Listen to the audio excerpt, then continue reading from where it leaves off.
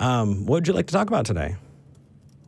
Well, first I got to be honest. I kind of framed my question to your screeners a little bit dishonestly in an attempt to get on. But why? The reason that I did that is because a lot of conversations that I hear you guys have, you don't really have competent sparring partners. Like, they don't even understand the logical premises that you're using. Like, I think a good example is when one of you says you're arguing,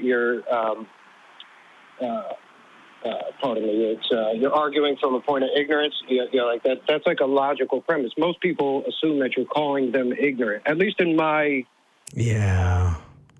Karick, I actually totally agree with you. I remember I was talking to a family member and I said, they presented their argument. We argued this. And they're like, why is everybody so mean? And I was like, what are you talking about? There's like, you keep getting into these arguments. No, actually, there's another definition for argument, and that's when you present a case and go over. Yeah, exactly. But like you say argument, you're just using that in the term of I'm stating a case, and they think that it's battle time now. Yeah, and that's like I said, it's like people don't even understand these basic premises that you're using. So it's like I said, they're not really competent sparring partners, and I think so. A lot of times your show only, at least two people that understand the premises that you're using, it only serves as a form of entertainment. Like now people that don't understand where the logical premises that you're using, it absolutely is educational. Mm-hmm. So to them, it's a useful conversation. I appreciate that you like the format of the show. I'm just trying to get to the crux to my question. Because you did. I could just have like maybe 20 seconds to like frame where I'm coming from, and then maybe you'll understand my question a little bit better. Okay, I want you to understand that right now I'm coming from a place where you began this call by saying I dishonestly got through. And no. How that creates an example for people to try that and get airtime. And so my immediate reaction is to say, call in honestly, but I do want to see if there's a crux to what you're saying. So I just want you to know. Well, and I apologize for that. And if I don't really know much about you guys, if there was another forum for maybe the type of conversation I would have to be more appropriate. Reddit.com/r. Yeah, Reddit.com/r/talk Heathen, or you can go to our Facebook group. But okay. Let's real quick. Let's see if you can present it, and we can. Okay, sure. Yeah.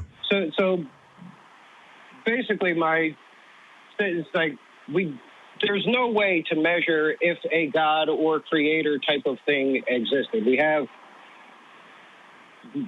don't even know if that concept exists till we even attempt to measure it or have any type of tools to measure it. But we still always, like, if we notice a thing, but we don't have the proof of that thing being actually what we notice, is we create a hypothesis of what the thing is, and then we test it to try and figure out if our hypothesis was correct. Okay. Since we don't have a tool to measure if there is a God or anything like that, we still, as human beings, have developed an idea of what we think is happening. And I was just curious what you guys think is happening pertaining to if there was a creator or anything like that. Since we don't have the evidence to suggest that one does or doesn't exist, I think it's a more interesting conversation to what you think is going on versus what we can prove is going on. Sure. I think we're going to say goodbye and answer that off air between calls. Karick, that's a good question. Yeah, sure. That's at the end. I just wanted to thank you. I don't want you to think I was hanging up on you. Please, next time you call in honestly. We would have taken that call. Okay, cool. All right, thank you. What do you think? I'm okay saying I don't know. I think that's the most honest answer that you can give somebody for something that big and that unknowable. Because the only way we would have any way to support any one hypothesis would be if there was another universe against which to test. And because this is the only one we've got, and we obviously weren't around during the beginning of it all. Wait, you weren't there? Were you there? No? Okay. I never understood that argument because, I mean, what was he going to suggest he was there during Genesis? How does that... That's kind of based on a couple presuppositions that include the idea that all we're stuck with is inductive reasoning.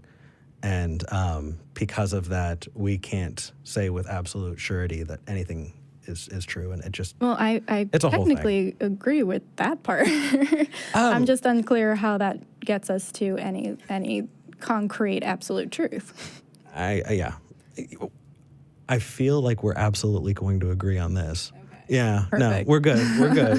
I don't know. Somebody could come out with a godometer tomorrow, and... It's true. But up until that point, really, I don't care. Right now, I don't care. Until such time comes that somebody can present it, the reason that I'm here is to be able to have this conversation for you. For those of you who are watching and see value in this conversation and can maybe learn from it and get some pointers, and also to not feel like you're alone. I listened to the Atheist Experience for 8 years before I came to Austin and started volunteering because I didn't feel like I was alone. Mm-hmm.